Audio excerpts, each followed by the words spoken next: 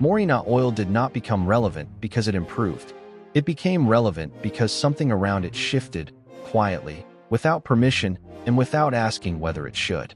For centuries, this oil existed without urgency. It wasn't framed as rare, wasn't positioned as luxury, and never asked to perform on command. Then, almost without notice, those systems stopped being enough. What changed wasn't the oil, it was the rules around it. Moringa oil did not become important because it improved. It became important because something around it shifted, quietly, gradually, and without asking for permission. For centuries, this oil existed without urgency. It wasn't positioned as rare, it wasn't framed as a solution, and it certainly wasn't expected to perform on demand. Moringa oil belonged to systems that accepted inconsistency, systems that understood seasonality, limitation, and time. When harvests varied, that variation was normal. When yields were low, that was accepted. The oil was not judged by speed, uniformity, or scale. Back then, Moringa oil was not separated from its environment. It wasn't isolated, optimized, or standardized. It moved slowly through local economies, traditional uses, and small production cycles. There was no pressure for global distribution, no need for identical batches, and no requirement for shelf stability measured in years. The oil existed as part of a living system, not as a product. But systems don't stay small forever. And when the world began to demand consistency, scalability, and predictability, those older systems quietly stopped being enough. What changed was not the oil itself, but the expectations placed on it. And once those expectations changed, everything downstream had to adapt. This is not a story about benefits. It's not about what Moringa oil does for skin or hair. This is a story about what had to be altered, removed, and reshaped so this oil could exist everywhere, all the time, in the same form, on every shelf. And once you understand that process, Moringa oil will never look like a miracle again. Before Moringa oil entered global supply chains, it existed inside slow systems. These systems were built around local use, regional knowledge, and limited output. The oil was pressed close to where the trees grew, often consumed near its point of origin, and valued for what it was, not for what it could become. In these systems, time was not the enemy.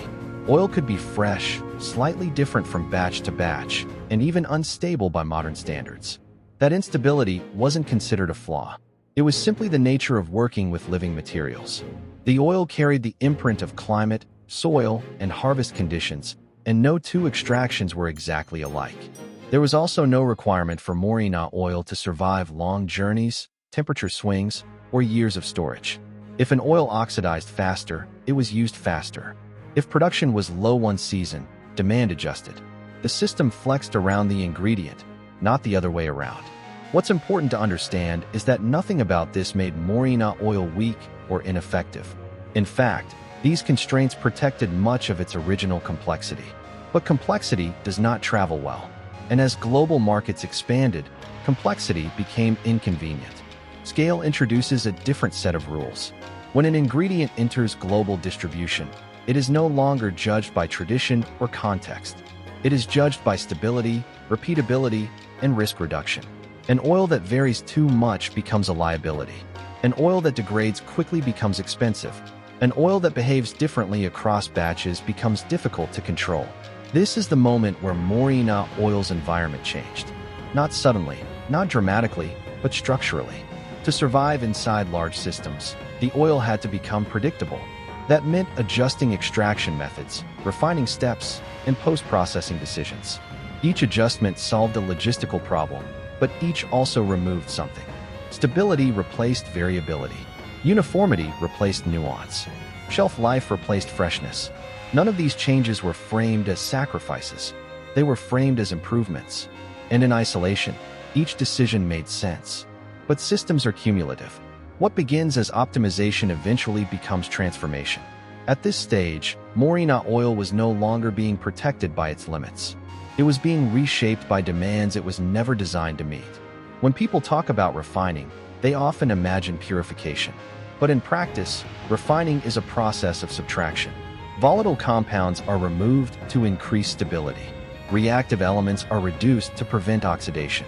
Natural variation is smoothed out to maintain consistency across batches.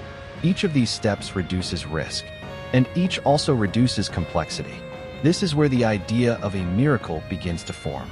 Because once an oil becomes stable, uniform, and predictable, it becomes easy to market. It behaves well inside formulas. It doesn't surprise manufacturers. It doesn't challenge logistics. And it performs consistently enough to support claims.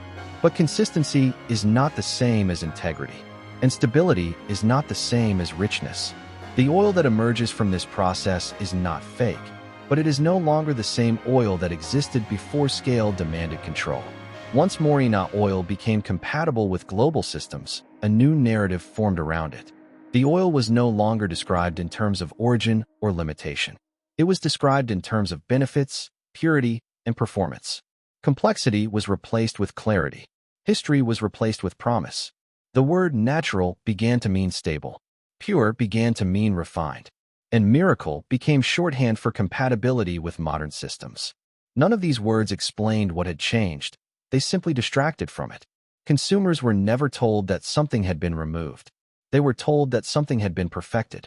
And because the oil still worked well enough, the story held. Moringa oil is not unique in this process.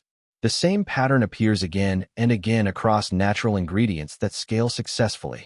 The ingredient does not become powerful because it improves. It becomes powerful because it adapts to systems that value control over complexity. Once you see this pattern, it becomes difficult to unsee. The miracle is never in the ingredient.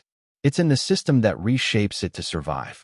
So the next time you see Moringa oil described as a miracle, pause for a moment. Not because the oil is bad, but because the story is incomplete. What you're seeing is not the triumph of nature, but the triumph of systems over nature. If this changed how you see ingredients, stay with the channel. These stories are not about exposing products. They're about understanding processes. And once you understand the process, nothing looks the same again.